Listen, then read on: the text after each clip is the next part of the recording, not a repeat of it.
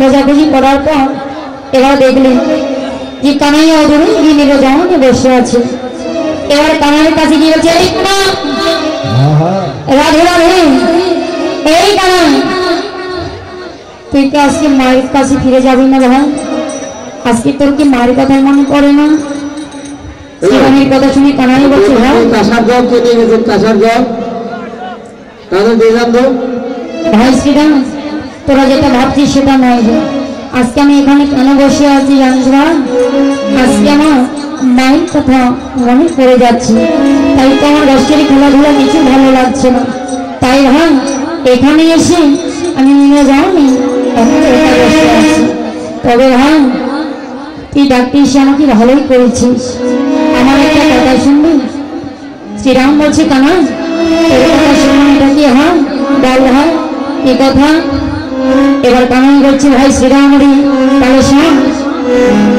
ও ভাই পালা যাওয়া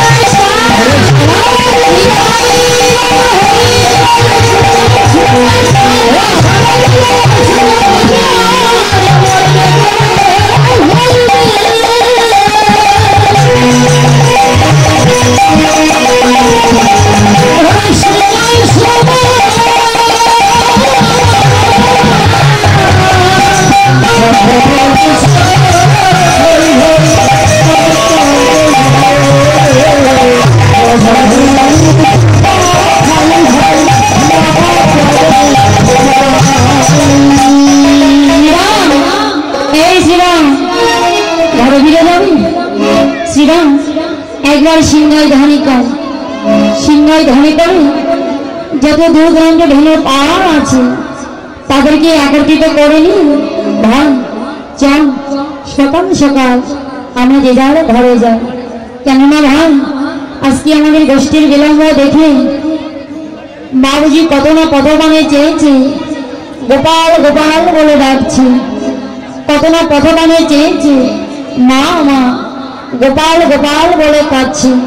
ভাইরে, মা যদি নাই বা নাম করতেন, মা যদি আমার নাই বা ডাকতেন, তাহলে বলতাম আমি কেন বারে বারে ঘন ঘন আমি বিশ্রাম খাবো? কানের কথা শুনে শ্রীরাম বলছি, কানান তোর মাত্র নাম করছি আর তুই বারে বারে ঘন ঘন বিশ্রাম খাচ্ছি, আমাদের বা আমাদের নাম করেনি তোর মতো কত বারে বারে ঘন ঘন আমরা বিশ্রাম খাইনি। শ্রীরামের কথা শুনে কানাই বলছি, ভাই শ্রীরাম আমি তোদেরই সঙ্গে অনেক দিন ধরেই সঙ্গ করি ভাই, কিন্তু ভাই আমি একটা জিনিস লক্ষ্য করে দেখি, যখনই আমি আমার বড় ধরনের মায়ের কথা তোদের কাছে আমি বলতে যাই, তোদেরই গায়ে কেমন যেন একটু জ্বালা ধরে, তাই না রে? আরে ভাই তোর মা আমারও মা, সকলেরই মা, মা তো মাই হয়। ওরে ভাই শ্রীরাম, এক একজনের মায়ের ভালোবাসা এক একই রকম হয়, আমার মায়ের ভালোবাসার সঙ্গে তোর মায়ের ভালোবাসার তুলনা হবে না রে ভাই। তবে ভাই তোরা তো জানিস আমার মা আমাকে কতটুকু ভালোবাসি।